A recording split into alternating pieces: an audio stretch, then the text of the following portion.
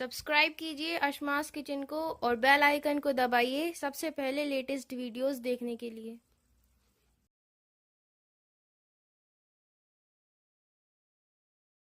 अस्सलामुअलैकुम नाज़रीन, अशमास किचन में आपका स्वागत है। आज हम बनाएंगे पालक पकौड़ा। यहाँ हमने 2 कप बेसन लिया है और 300 ग्राम पालक को हमने यहाँ अच्छी तरह साफ करके धोकर और काट लिया है। एक मीडियम साइज की प्याज को हमने यहाँ बारीक काट लिया है। हरा धनिया लेंगे, 3 से 4 हरी मिर्च को हमने बारीक काट लिया है। लाल मिर्च लेंगे, मिर्च आप अपने हिसाब से कम ज्यादा कर सकते हैं, लेकिन पकौड़ों में थोड़ी मिर्च अच्छी लगती है। एक नींबू का रस लेंगे, अनुसार हम नमक लेंगे, आधा टीस्पून हल्दी पाउडर लेंगे और फला धनिया लेंगे। नींबू का रस हम इसमें इसलिए डालेंगे कि इससे कुरकुरापन आता है और फला धनिया इसका जायका और ज्यादा बढ़ा देता है। तो सबसे पहले हम ये पालक को डालेंगे,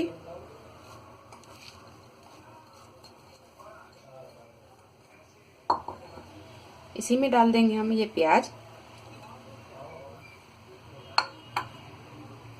हरा धनिया,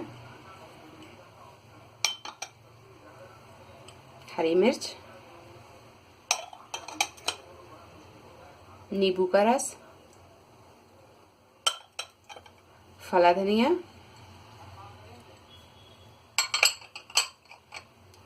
कुटी हुई लाल मिर्च,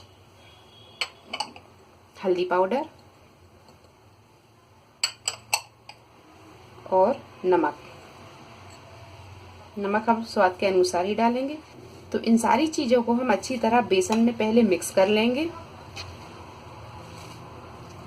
तो बेसन में हमने ये सारी चीजों को अच्छी तरह मिक्स कर लिया है। अब हम थोड़ा थोड़ा पानी डालेंगे।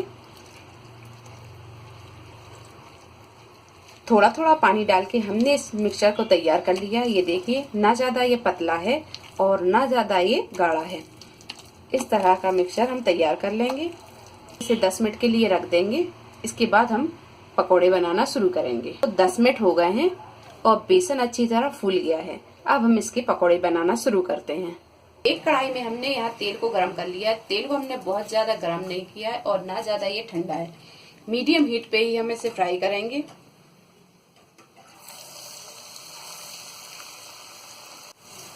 थोड़ी देर के बाद में हम इसे इस तरह पलट देंगे। जब ये गोल्डन ब्राउन हो जाए तो अब हम इसे निकाल लेंगे।